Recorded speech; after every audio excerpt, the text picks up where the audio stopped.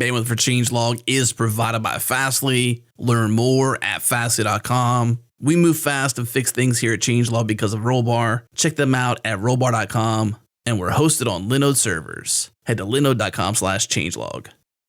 This episode is brought to you by DigitalOcean. They now have CPU-optimized droplets with dedicated hyperthreads from best-in-class Intel CPUs for all your machine learning and batch processing needs. You can easily spin up their one-click machine learning and AI application image. This gives you immediate access to Python 3, R, Jupyter Notebook, TensorFlow, Scikit, and PyTorch. Use our special link to get $100 credit for DigitalOcean and try it today for free. Head to do.co/changelog. Once again, do.co/changelog.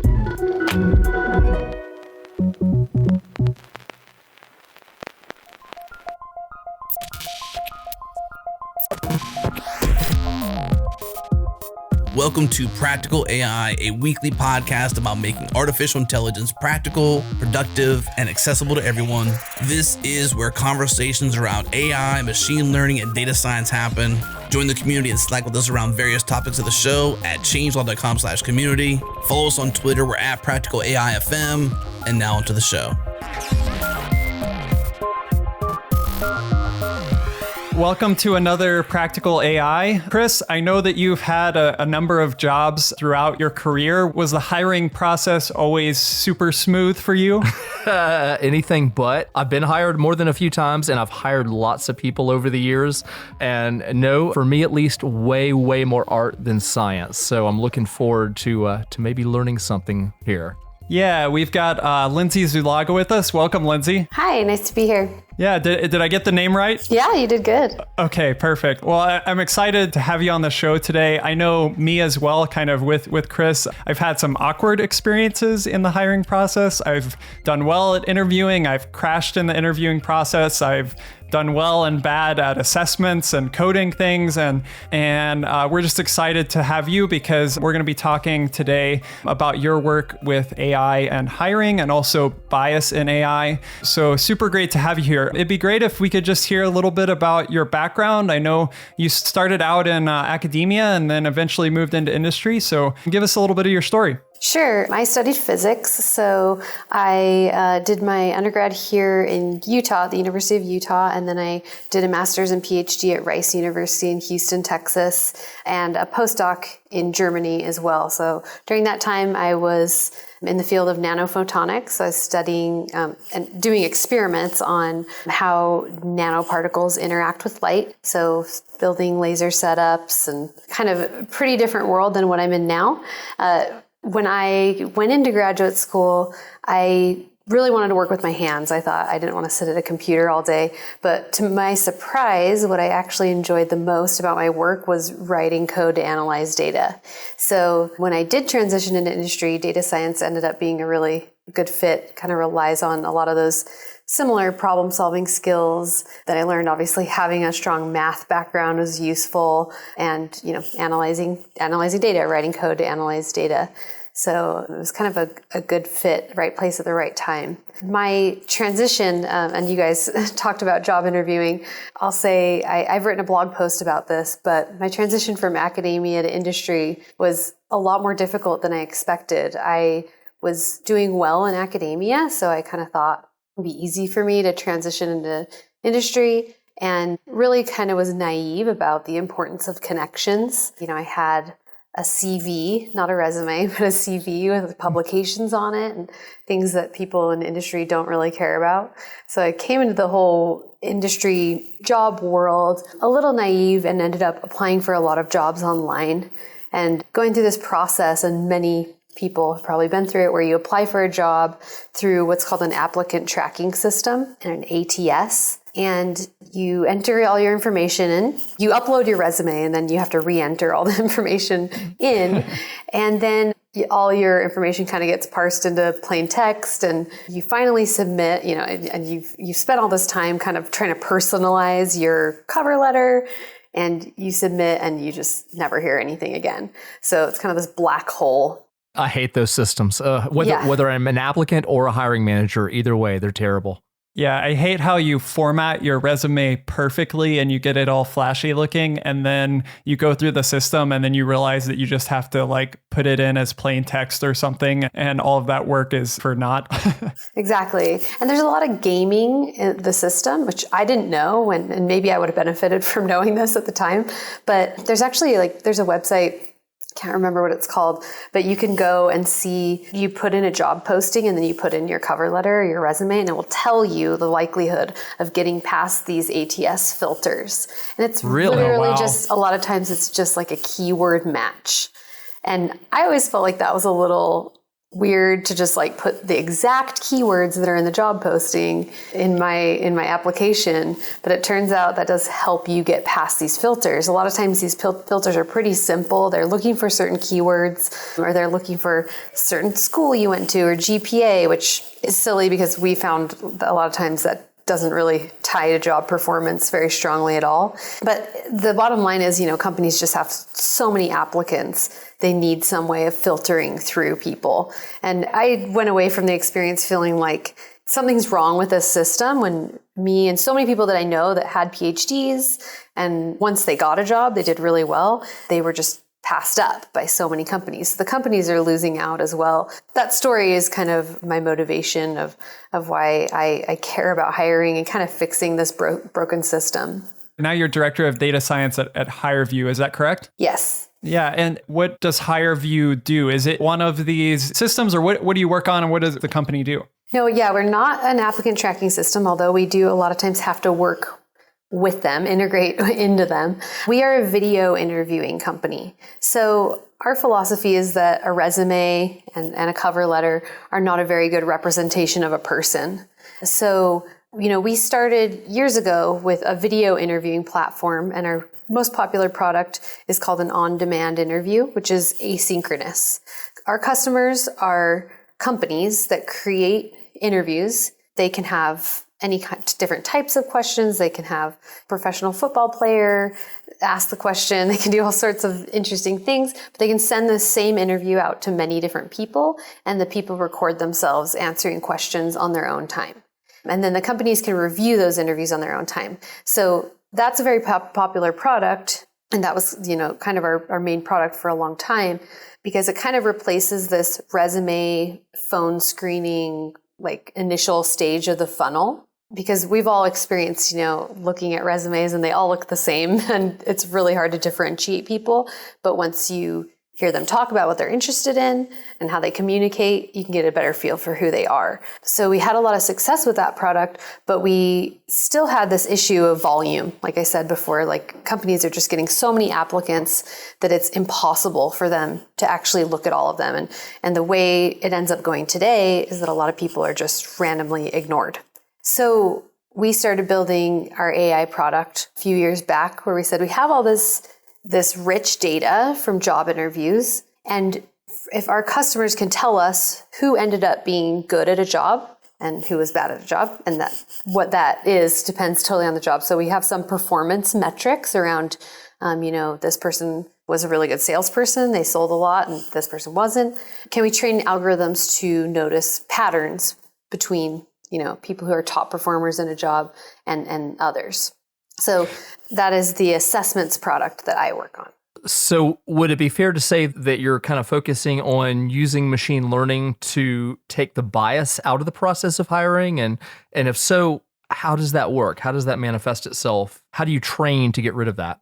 Yeah, so it is a common question that we get pretty immediately when people hear about what we do is a little bit of like, oh, this is creepy, and how do you know what the algorithm's doing? How do you know it's not bias? So, algorithms are really good at stereotyping, and that can be an issue anywhere where AI is used. If there's any bias in the training data, or just even underrepresentation in the training data of certain groups, the algorithm could mirror that bias. So do you mean kind of like if there's only a representation of certain type of candidates, let's say, then your algorithm might behave differently when it's trained on that data according to when it sees those candidates versus, candidates that weren't in the pool, in the training pool. Is that kind of a fair statement? Sure. And I think an even bigger issue is if there's a small number of Like, say there's only one female software engineer and she wasn't very good.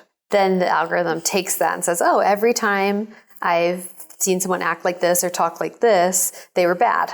So if there's no one, the algorithm doesn't learn as strong of patterns, although it could, and it's something you want to look out for.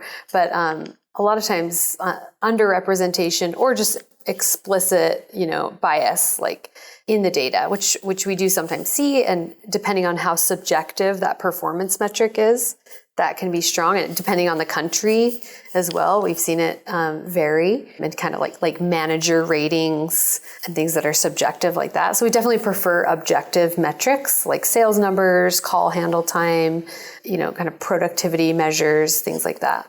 I'm curious, have you had more of a challenge on this front in certain industries? I'm not sure which industries, HireVue is working with. You mentioned sales a little bit, maybe software engineering. Do you have to kind of approach this as far as your models go differently in different industries, or is this something that's kind of a problem across the board? Yeah, I would say it's probably more on a company level or a cultural level that we notice differences. So a lot of what is important in trying to level the playing field is these interviews ask people very consistent questions, and that's something that's been done in hiring over the past several decades, because hiring is very much about gut feelings. So we've improved it by trying to treat all candidates in a consistent way, but it's pretty much impossible for humans to actually do that. Humans have this implicit bias that we don't even know we have. So there's also a big culture recently of like this concept of cultural fit, which is very popular. And companies say they want to hire someone who they like and that can communicate well with them and work well with their teams. But this often results in like a similarity bias where I don't know why I just like that person. Well, you like them because they're a lot like you, or they are a lot like your team already. So you get this homogeneity in your team. So to some degree, would it be fair to say that when a company is looking for cultural fit, are they almost acknowledging their bias and saying we're going to accept that as part of the process, or am I misreading that?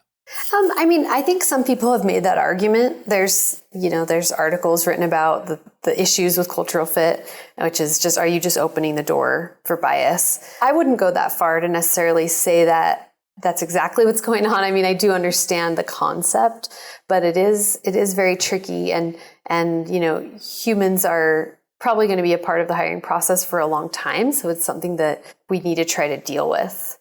So I'm kind of thinking in my mind right now in terms of like, okay, we know that humans are biased in terms of these ways that we've mentioned. We know that we can kind of subtly introduce bias into our machine learning and AI models via representation in the data set and other ways. I'm just wondering, as kind of human AI developers, what chance do we have of kind of fighting this bias, and how can we have hope to actually do something better? Yeah, I think a big part of it is just becoming aware. So as data scientists, I think we spend a lot of time just trying to optimize the accuracy of our algorithms and kind of not thinking about bias or fairness at all. As I've studied algorithmic fairness more and more, I found that it's a more nuanced, tricky topic than you might assume. So if you look up, there's a recidivism model. This is kind of started a whole conversation. It's called Compass. And it was this recidivism model in Florida where they tried to predict the chances that someone would reoffend after they were released from prison. When you looked at the data, actually, Blacks had a higher false positive rate. So they were marked as being at risk when they actually didn't reoffend in the training data at a higher rate than whites. That algorithm was trained to optimize accuracy, but because of different base rates in the data, this was a side effect. So this whole thing spurred a really interesting conversation around fairness and how to define it. And the upshot is that basically there's many different notions of what makes an algorithm fair. And with most real world problems, it's impossible to satisfy all of them. So it makes things tricky for data scientists, and we actually need to consider what notions of fairness matter the most for our particular problem. Another example, and I think marketing is a really interesting space because it relies a lot on demographics. So an example of a situation to think about is if you're trying to predict who would click on a data science job posting, like an ad for a data science job, the algorithm could look at a bunch of browser data and say users who look at female type things online are less likely to click on that ad, and end up making an algorithm that doesn't show it to any females. It's a really strict notion of fairness to say, we need this to be shown to the same percentage of men and women. That's obviously pretty strict because there are more men that are interested in the ad and would click on the ad. So the marketing company would lose money, but it's maybe realistic to aim for something else, like we just want the same true positive rate. So out of the people that are interested, same percentage of men and percentage of women saw the ad, for example. So those are the kinds of things, and there's a lot more detail beneath that, but those are the kinds of different notions of fairness that I think you need to take into consideration when you're building an algorithm. So we've kind of dived right into doing it from the algorithm, and I guess I'd like to see if we can differentiate a little bit between what a traditional job assessment process looks like and how HireVue is approaching it algorithmically at this point, and what are the things that might be the same for companies going from one to the other, and what are some of the things that might change for them, and how do they prepare for that? Sure. So yeah, a lot of people are familiar with this traditional job assessment, which is often like multiple choice tests, and they've been around for a long time. They are the result of trying to make the process more consistent. Some of the drawbacks are that they're closed-ended. So you have maybe multiple choice, but none of those choices describe you. And they also can be kind of a bad candidate experience. So companies care a lot about that. Like they want people to come in and have a good experience. Even if they didn't get the job, they don't want to damage their brand by having this awful experience. So those assessments can be long and make that experience negative. And they also give results like personality traits, and the connection between personality traits and actual job performance is loose, or it's maybe kind of made up by a person. So assuming, we want a salesperson to have these exact personality traits is sometimes not validated. In our process, we actually, like I said, we train straight to performance. Like I mentioned before, we try to get objective performance metrics, and that could depend on the job, what exactly that means. So like in the example of the salesman that you talked about, there's a stereotype that, people have about what is a salesman, what's that natural born salesperson,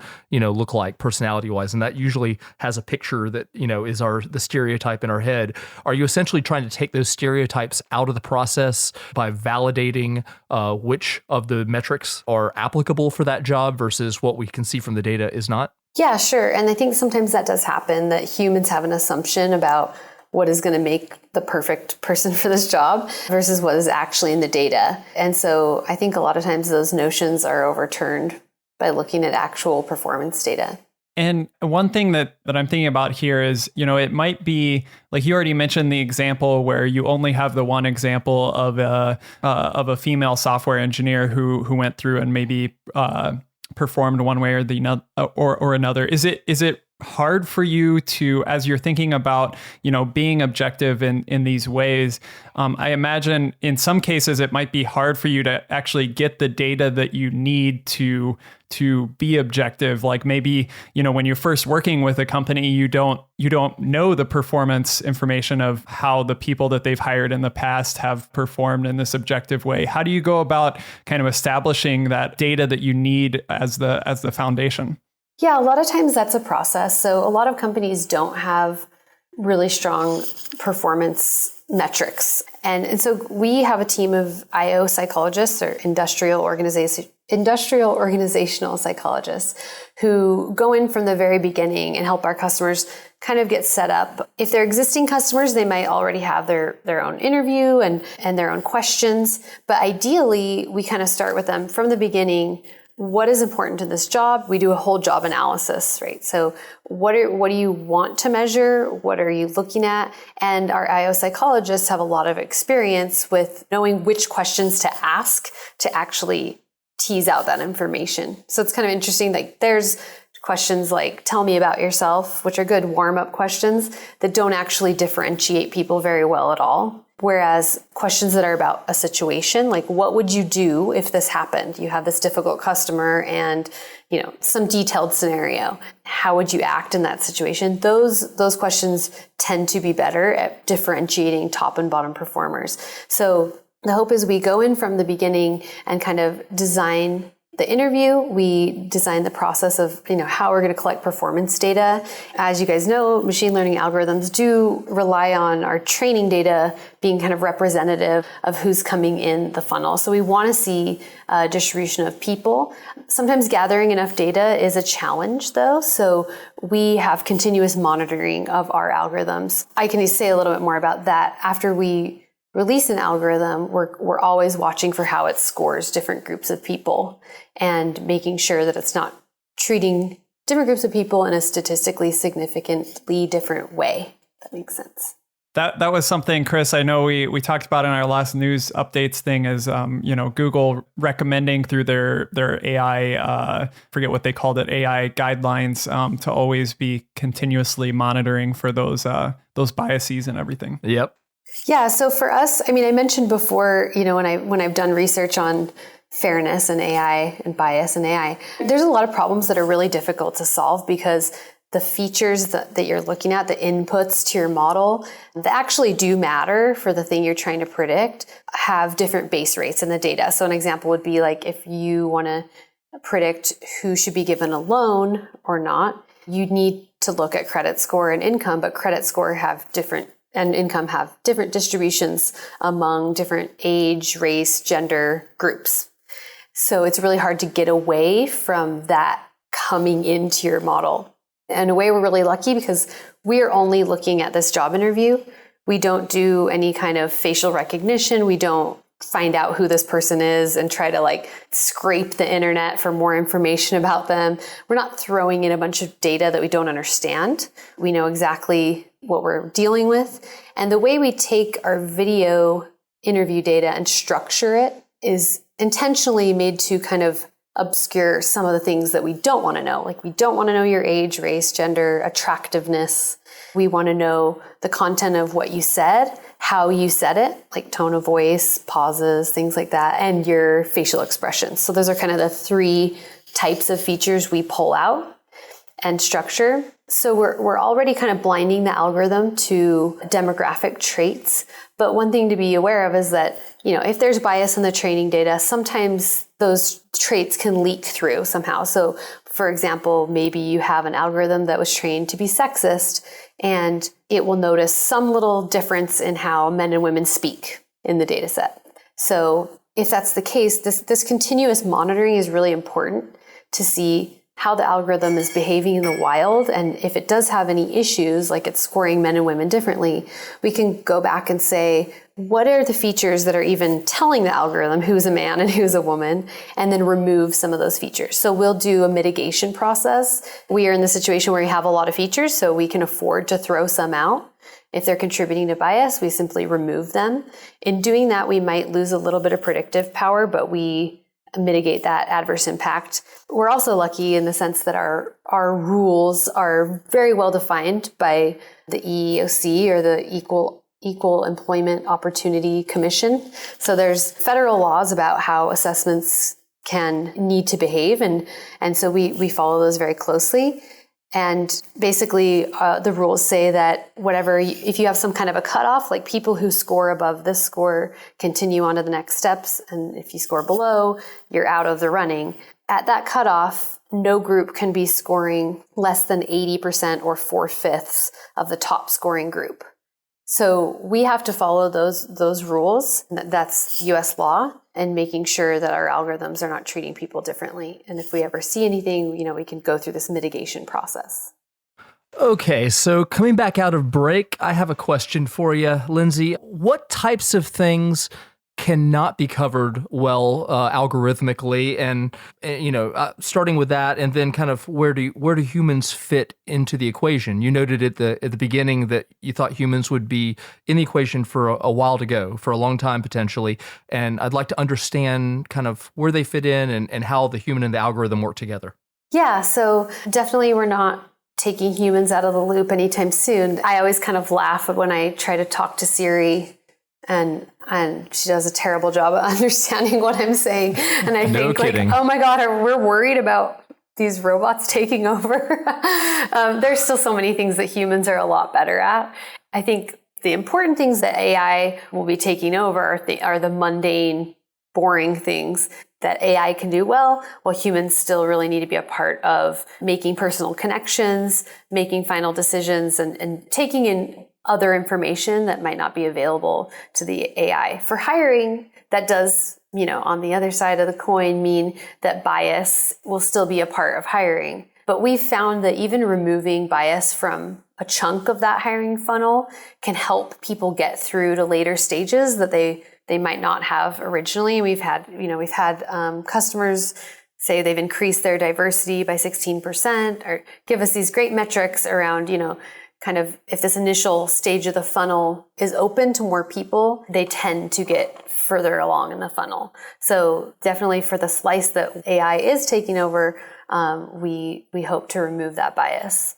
And one of the things you mentioned is kind of monitoring around fairness. And I was wondering, it seems like you have to kind of develop a certain culture as data scientists and as a data science or AI team to really make that like a core part of a goal on each one of your products to kind of monitor for fairness and all of that. I was wondering if you could kind of briefly talk about, how you went about developing that culture on your team, and, maybe make some recommendations for those out there that are kind of thinking about, oh, well, this is something I'd really like to do on our team, but I maybe don't know where to get started or how to develop that culture. Yeah, definitely. I think for us, a lot of it came from our IO psychology team and being in the assessment space. So starting from there, we kind of had, like I said, we have laws around how our assessment scores people. Our particular assessment happens to include AI. We were coming into this space, the job assessment space that had been around for decades. So we got a lot of those ideas started there. And then it's kind of blossomed more and more as we've studied. There's a lot of academic study going on around this, and we collaborate pretty closely with some researchers here at the University of Utah who study algorithmic fairness. Like I said, it's, what constitutes fair is not well defined. So it's usually something that needs to be discussed and refined for every individual problem. I would suggest a great place to start. IBM just released, it's called AI Fairness 360. You can go on their website and just play.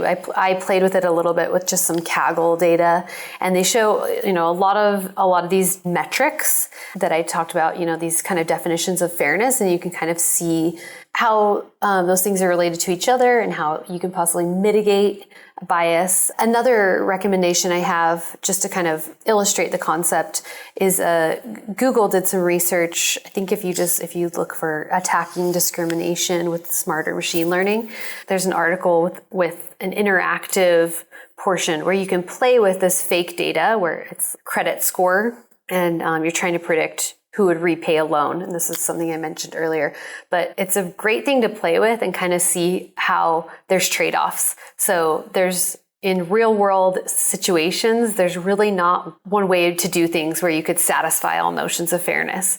So you're always dealing with these trade-offs.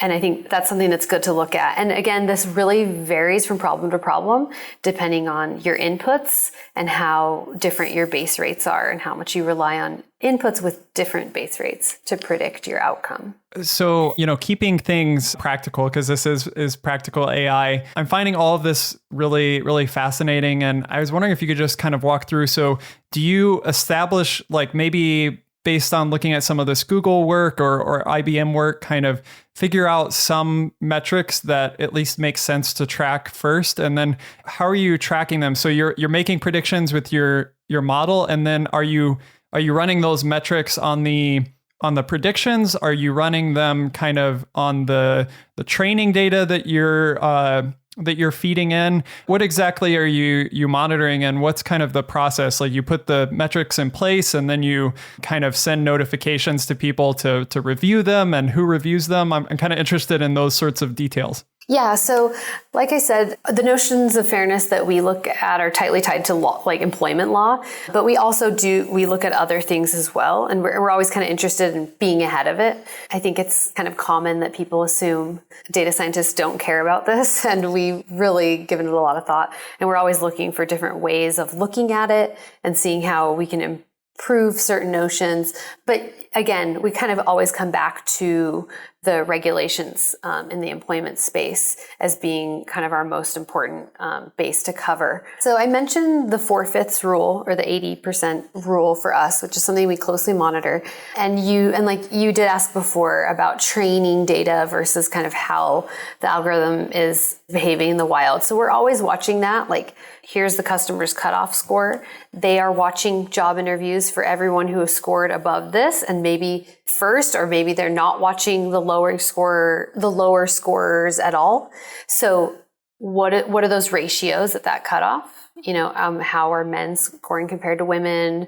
How are the different races scoring? If we ever have an issue there, continuous monitoring is really important, because we start off, with a training set of maybe hundreds and hundreds of interviews, and there wasn't a lot of diversity. Possibly there's groups that were small, and it was kind of hard to see with all the noise how the algorithm's treating those groups. So watching how the algorithm actually behaves in the wild is very important as well. So we're always watching those numbers and being proactive about coming to our customers and saying, hey, we need to mitigate your algorithm. Obviously, we also mitigate at the beginning, but if we ever see that we need to mitigate after the algorithm's been out in the wild for a while, we will do that.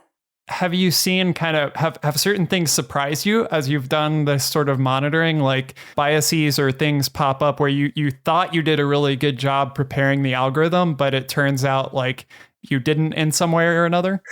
Yeah, most of that probably just comes, if there's any bias that comes in later on, a lot of that is because your training group just wasn't very diverse.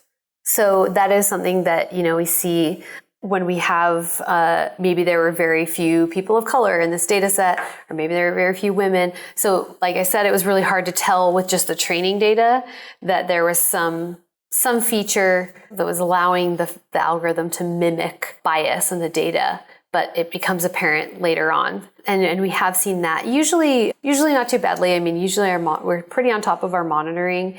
We don't see anything too drastically different than we expected. Cool. Yeah. So do you see, I'm thinking, maybe we can transition a little bit here to kind of the machine learning and AI community in general, maybe outside of hiring. Are there things in like trends in the community around how we're developing AI that concern you around like the topic of fairness? And then are there maybe other things that are encouraging, maybe these projects from IBM and Google, for example? Yeah, I think the conversation, like IBM's 360 toolkit, is an awesome example of how this is kind of coming into the conversation and people are talking about it. For the last few years, I've sometimes been frustrated by the alarmism that goes on in the media, kind of calling out situations where data scientists did behave really irresponsibly or just absolutely didn't think about repercussions. And it's hard as a data scientist who does care about this and works on it a lot to not get a little defensive when you're stereotyped. But I think there are some legitimate concerns. And there are a lot of books and articles about algorithms gone wrong and kind of showcasing these kinds of examples. I think it's good that conversation is out there. In some ways, it scares people and they kind of make assumptions that all algorithms are bad, which can be frustrating. From the hiring point of view, I talked about how broken hiring is, and I really feel like we've made huge improvements where with an algorithm, we can actually look inside the algorithm and say, okay, what features are causing this bias? You really quantitatively see how the algorithm is treating different people, where it's a lot harder to do that with human beings. Human beings don't even know why they made the decisions they made. You can't open up their brain and figure out, oh yeah, you're a little racist and that's why you're doing that. Let's just tweak your brain and account for that. so we have like these tools that are amazing, but like any powerful tool, they could be good or bad. And so I think it's we're reaching a point where people are having these really important conversations about using them responsibly. Talking about bias in these ways, we've had various conversations across different episodes with people doing all sorts of different types of work, and it really seems that you have a great process now on how you're approaching it, with the monitoring and with the feature selection and trying to make sure your data fairly represents where you want to go. In a broader sense, beyond just the topic of hiring, we have so many people that listen that are faced with similar challenges. Do you have any more generalized recommendations that you would make to a data science team that is trying to get the bias out of their own circumstances, or something where rules of thumb that you utilize on that is kind of broad based and simple for them to follow? Yeah, I know I've seen, like, for example, like checklists come out. I don't know if those are useful or anything around, like, your data and your process and all of that. Yeah, I think, like I said, it's hard to define what fair is. And I think you have to kind of sit down and have a conversation with a lot of input about, what you care about in this problem and being transparent about it. Are we, if you're not just trying to get a higher prediction accuracy, be clear that we care about these notions of fairness and this is what we're doing. This is what we're measuring, and this is what we're doing to mitigate. That's something that's just been really useful for us because we were doing this for a long time and not really talking that much about it. We were getting criticized and, when people assumed that we were being careless. So I think now this conversation started and people are being really transparent to be really open about it and say, hey, what we're trying to do is difficult. These are the notions of fairness that we care about and that we're trying to optimize. And we're open to have conversations about that. And we're open to, changing that. I think everybody understands that machine learning can be very powerful. And if there isn't clear answers, we want to have a conversation about what we're trying to do with it. One of the things that we've noted before is, we're still in the very early days in data science, especially if you compare it to software engineering, who has been maturing for decades now. And I'm kind of talking about the AI space specifically. But do you think that this period right now where we're all grappling with bias is a kind of growing pains that we're going through? Or do you think this is going to be inherent from now on? Is it always something that we're going to contend with? Or do you think we'll have better tools going forward to tackle it? I think kind of both. I do think it's a growing pain. I think in 5 to 10 years, way more data scientists will be well-versed in fairness and understand that it's a part of their job and it's something they need to think about. But at the end of the day, it's like any complex topic. There's always going to be different opinions. So because there's not one clear answer, I think there will always be debate about what an algorithm should be doing. And this is a great example with the compass model, the recidivism model that I mentioned. At the end of the day, there's no agreed upon way it should behave because different notions of fairness, to satisfy them, you sacrifice another. And there will always be people that have their opinions about what the most important notions are. So I think it will be something that's controversial going forward. I know that I have definitely appreciated your perspective on this, Lindsey. It's been super enlightening to me. So thank you so much for being on the show. Are there any places where you'd like to point to people to find you online or certain resources or blog posts that you'd like to highlight? Sure. I'm on mostly just on LinkedIn, Lindsey with an EY, Zuloaga, Zuloaga. That's where I'm probably the most active. Awesome. Well, thank you so much for being on the show. And I know I'm really looking forward to seeing more of the great content that you put out and the great work that you and your team are doing. So thank you so much. Thanks for having me. Thanks a lot. All right, thank you for tuning into this episode of Practical AI. If you enjoyed this show, do us a favor, go on iTunes, give us a rating, go in your podcast app and favorite it. If you are on Twitter or a social network, share a link with a friend. Whatever you got to do, share the show with a friend if you enjoyed it. And bandwidth for changelog is provided by Fastly. Learn more at Fastly.com. And we catch our errors before our users do here at Changelog because of Rollbar. Check them out at rollbar.com/changelog. And we're hosted on Linode cloud servers. Head to linode.com/changelog. Check them out. Support this show. This episode is hosted by Daniel Whitenack and Chris Benson. Editing is done by Tim Smith. The music is by Breakmaster Cylinder. And you can find more shows just like this at changelog.com. When you go there, pop in your email address, get our weekly email keeping you up to date with the news and podcasts for developers in your inbox every single week. Thanks for tuning in. We'll see you next week.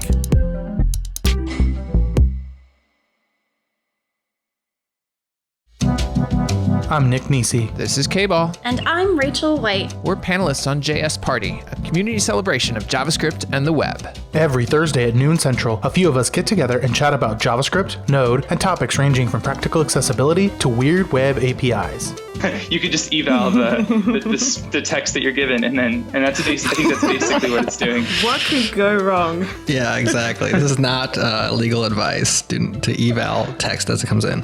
Join us live on Thursdays at noon Central. Listen and Slack with us in real time, or wait for the recording to hit. New episodes come out each Friday. Find the show at changelog.com/JSParty or wherever you listen to podcasts.